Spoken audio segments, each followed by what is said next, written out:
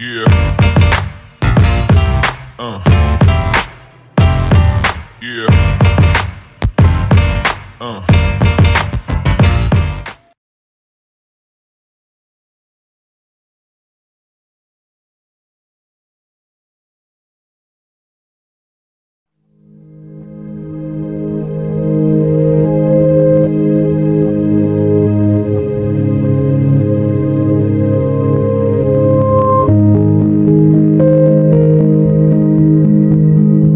Pembangunan transmigrasi merupakan bagian integral dari pembangunan nasional dan daerah. Transmigrasi adalah perpindahan penduduk dari satu daerah ke daerah lainnya. Kebijakan tersebut dilakukan sebagai upaya untuk mempercepat pembangunan, terutama di kawasan yang masih terisolasi atau tertinggal. Tujuan yang diharapkan yakni meningkatkan kesejahteraan para transmigrasi dan masyarakat sekitarnya.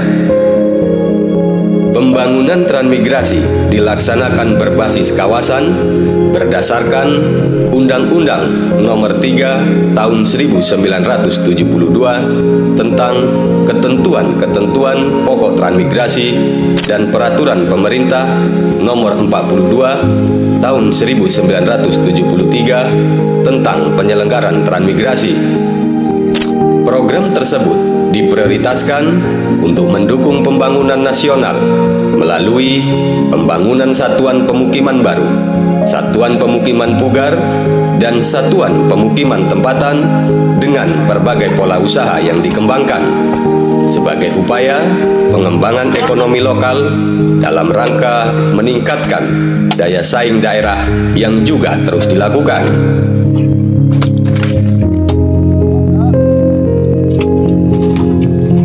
Desa Teluk Panji Ampat adalah sebuah desa yang lahir dari pola PIRS Trans atau UPT yang telah didefinitifkan berdasarkan keputusan Gubernur Sumatera Utara pada tanggal 3 Juni 1997 dengan nomor 475-858-K tahun 1997. Penduduk Desa Teluk Panji Ampat berasal dari Pulau Jawa kurang lebih 80% dan penduduk lokal kurang lebih 20%.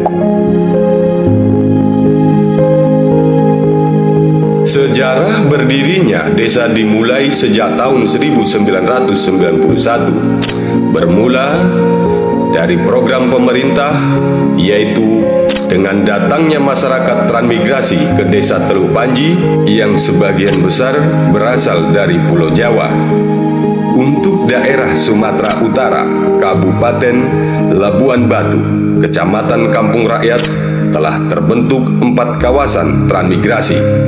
Kawasan tersebut diantaranya kawasan Teluk Panji 4 pada tahun 1991, kawasan Teluk Panji 3, kawasan Teluk Panji 2, kawasan Teluk Panji 1 pada tahun 1992.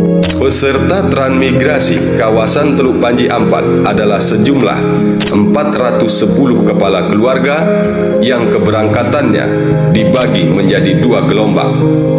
Gelombang pertama yang diberangkatkan oleh pemerintah sebanyak 159 kepala keluarga yang berasal dari sejumlah daerah Jawa Timur dan Jawa Tengah yang tiba di kawasan transmigrasi pada tanggal 21 November tahun 1991. Dan gelombang kedua sebanyak 251 kepala keluarga yang berasal dari sejumlah daerah Sumatera Utara dan daerah ibu kota Jakarta serta wilayah terdekat di kawasan transmigrasi atau yang disebut dengan peserta transmigrasi binaan Departemen Sosial Sumatera Utara, Departemen Sosial DKI Jakarta, dan peserta transmigrasi lokal.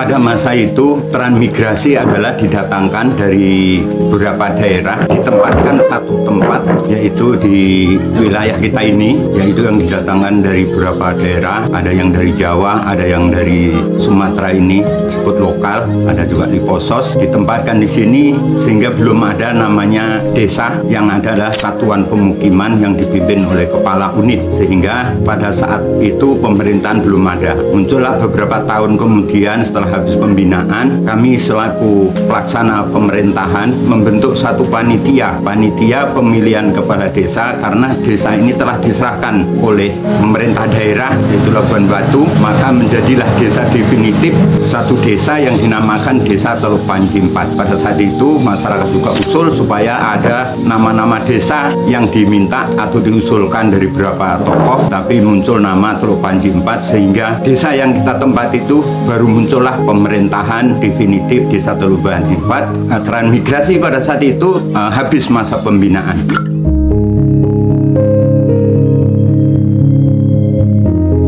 Keadaan masyarakat pada saat transisi setelah ditinggalkan transmigrasi mulai menyesuaikan diri dengan dilepasnya pembinaan, bekerja sama dengan pemerintah. Pada saat itu pemerintah membina lingkungan kita dan masyarakat kita, sehingga supaya bagaimana desa yang kita diserahkan oleh Pemda bisa layak dan bisa kita tempati dengan cita-cita bersama untuk memajukan desa ini. Sehingga transportasi juga kita juga belum layak, jalan kilo 2 dan jalan lorong-lorong itu belum bisa kita lewati. Tentu mau kayak Gambang-Gambangan dan sekitaran Pak Jangi dan sekitaran belakangnya kelompok 10 itu masih hutan semua, sehingga akses untuk mengarah ke utara itu belum ada jalan sampai tempat Pak Jangi aja. Sehingga itulah tanda kesulitan kita pada saat itu. Belum lagi roda pemerintahan pada saat itu untuk akses ke kabupaten juga jauh, yaitu di Rantau Perapat. Kalau mau ke kecamatan juga lewat Tanjung Mulia, Tanjung Medan itu juga masih akses susah. Sementara kendaraan juga belum ada, pinjam-pinjam untuk melayani daripada administrasi masyarakat. Tentu betapa sulitnya pada saat itu.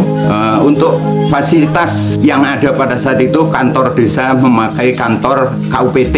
Dengan berjalan waktu juga bisa mulai merangkap, mengadakan pendidikan, membuat sekolah di Muktitama SMP pertama lah itu yang ada di SP4 ini. Lalu juga tuntutan remaja kita pada saat itu haus dengan olahraga, karena di kampungnya mungkin begitu banyak tempat fasilitas, namun di sini karena begitu lahannya juga lahan gambut, kondisi nggak memungkinkan, tapi direkayasa sama anak-anak itu dengan pemerintahan membuat lapangan, yaitu pakai cangkang, jadi mainnya di cangkang-cangkang, pada kakinya berdarah-darah, tapi karena menyalurkan hobi sehingga tetap kita laksanakan.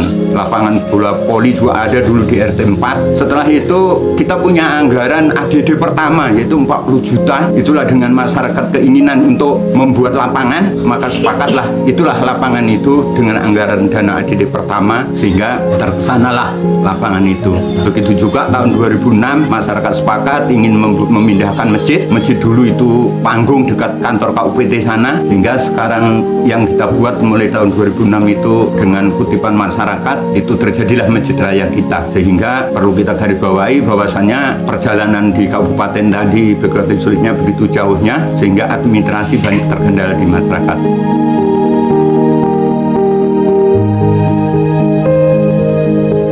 Jadi pada masa itu kesulitan pemerintah karena anggaran daripada APBD belum dapat, belum ada, belum lagi kas desa juga belum terkelola, sehingga yang diharapkan adalah dari surat menyurat dengan tadi yang saya sampaikan perjalanannya begitu jauhnya ke Rantau Perapat, ke Kecamatan Tanjung Medan, sementara kendaraan fasilitas nggak ada, tentu sulit di masa-masa itu. Kalau dibandingkan dengan masa-masa sekarang tentu ADD begitu besar, juga begitu kas desa sudah ada, dengan keadaan masyarakat yang sudah memang mapan dan mungkin juga sudah menikmati dari hasil perjuangan itu.